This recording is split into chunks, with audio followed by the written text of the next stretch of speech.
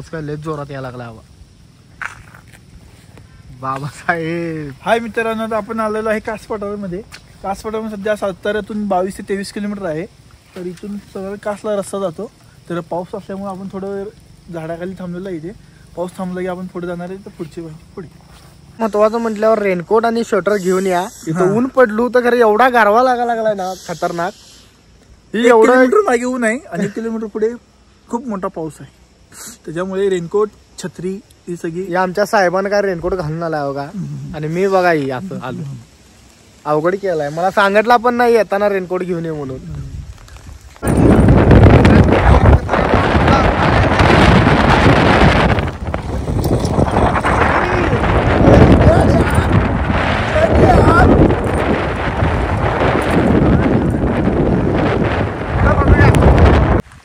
मित्रांनो, हे बघू शकता कासपठारावरचा आपला तलाव. आणि पाऊस पण बघू शकता आणि भिजलेलं पण बघू शकता तुम्ही.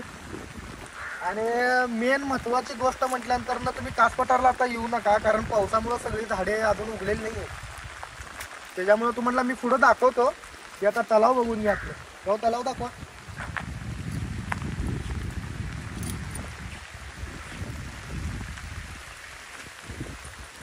इकडे घ्या काबर.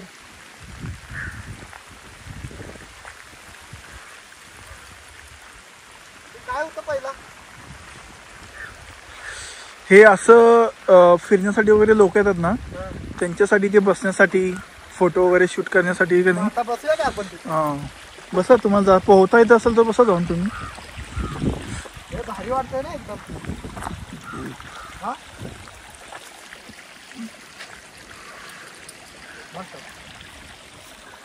मित्रांनो, मस्त एकदम असं एकदम म्हणजे क्लायमेट एकदम खूप छान आहे. आणि दुसरी गोष्ट म्हणजे इथूनच पुढं आपल्याला एक नाही बामनोळी पण गाव म्हणून आहे, तिथं पण भारी रिसॉर्ट्स आहे.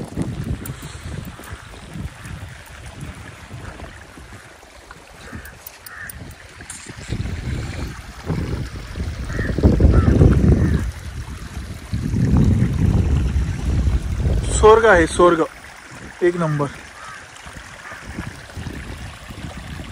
तर मित्रांनो, बघू शकता तुम्ही कासपठार.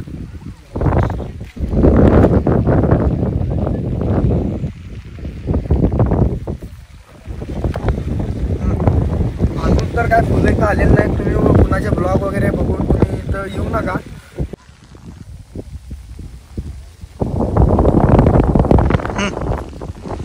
बघू शकता बारके फुलं दिले. अजून तर काय फुलं येण्याचा काय संकेत नाही. एकदम बारीक फुलं आहेत, बघू शकता तुम्ही.